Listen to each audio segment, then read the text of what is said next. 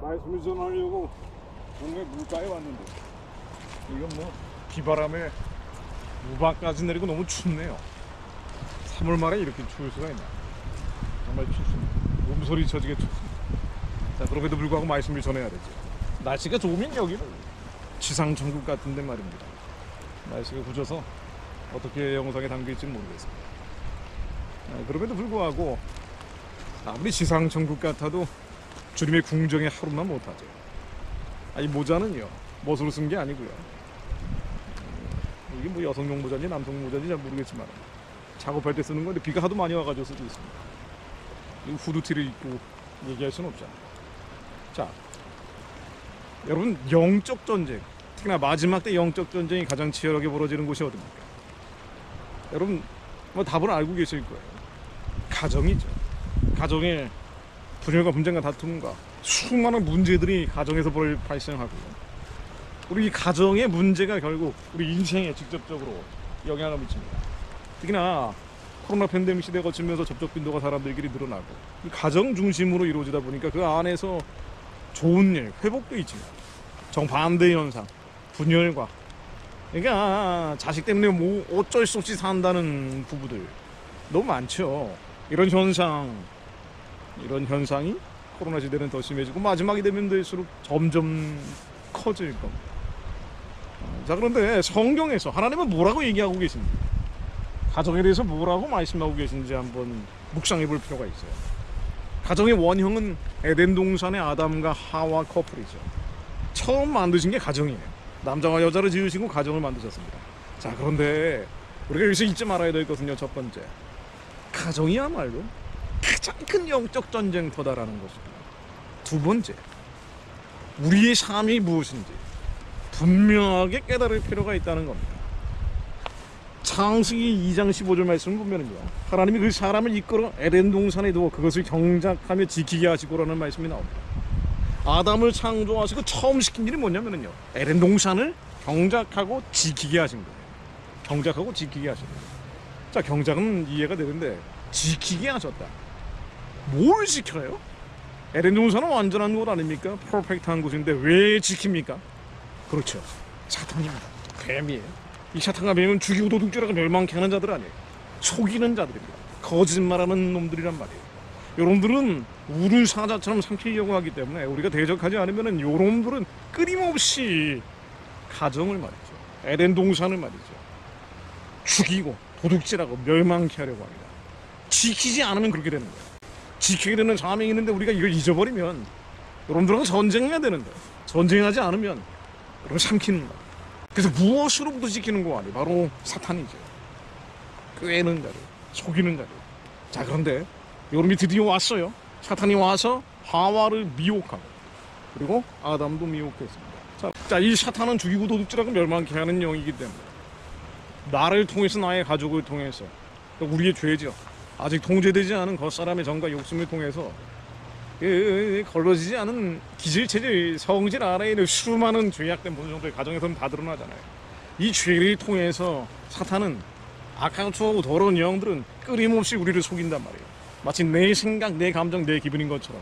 그래서 분열과 분쟁과 다툼을 일으킵니다. 깽판치려고 하는 거예요.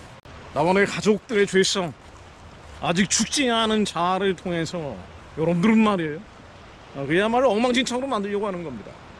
그리고 질병과 온갖 죽음의 신들을 끌어당기죠. 지옥의 군대를 소집하는 겁니다. 우리의 죄를 통해서 마귀들이 말이에요. 자, 그런데 아담도 그랬지만 여기에 대한 반응이 굉장히 놀라워요. 뭐라고 얘기하는 거예요? 선악과 따먹고 하와가 속고 그 다음에 아담이 속았잖아요. 그러니까 마귀들이 죽이고 도둑질하고 멸망케 하려고 온 거예요. 그들의 죄를 통해서 들어와 버린 겁니다. 그런데 바로 그때 2장 12절로 아담이 이르되 하나님이 주셔서 나와 함께 있게 하신 여자 그가 나무 열매를 내게 주므로 내가 먹었나이다. 자, 사고가 난 거예요. 가정이 균열이 생긴 겁니다.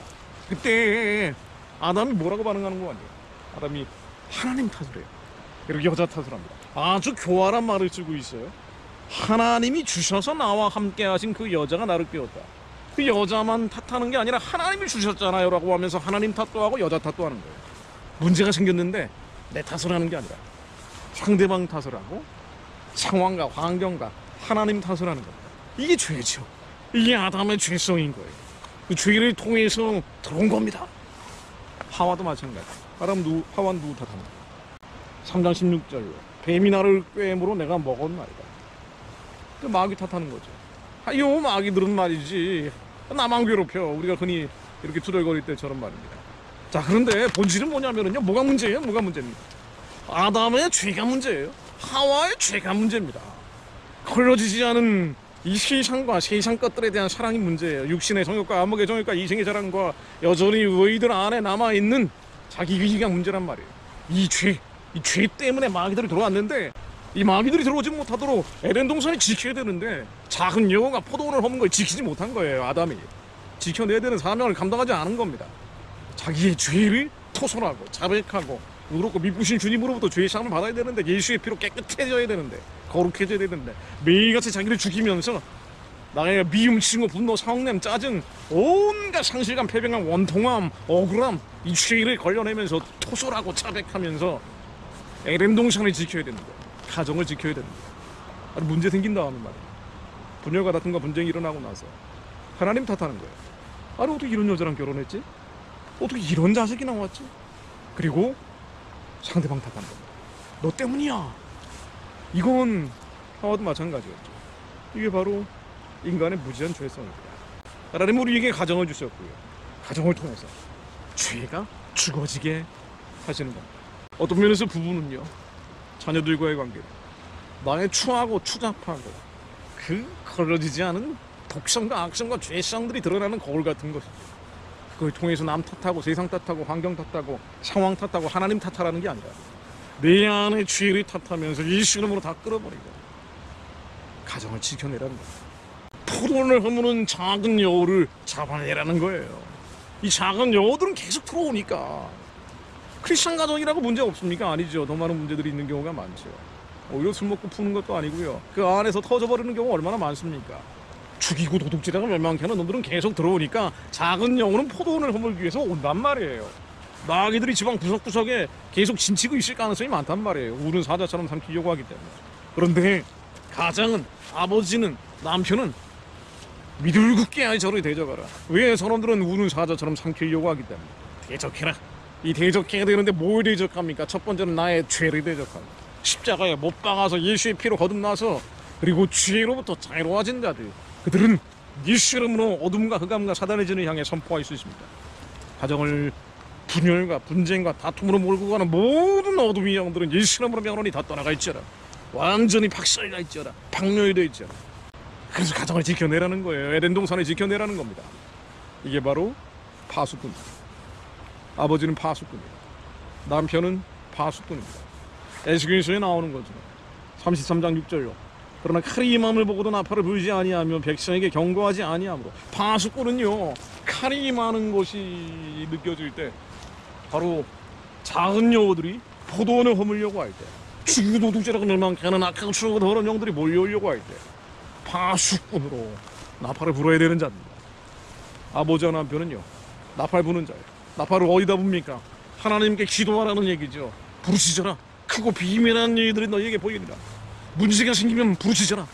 인간적으로 해결하기 전에 먼저 기도해라. 자녀들과의 관계에 문제가 있습니까? 부부간에 문제 있습니까? 기도해라. 나팔을 불어라.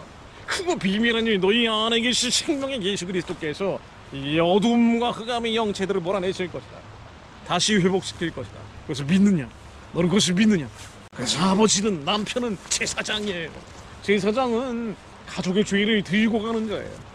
선한 목자입니다. 가족들을 위해 대신 죽는 자입니다. 그리고 파수꾼입니다. 그게 뭐예요? 에덴 동산을 지키지 못했던 아담의 죄를 저지르지 말라는 겁니다.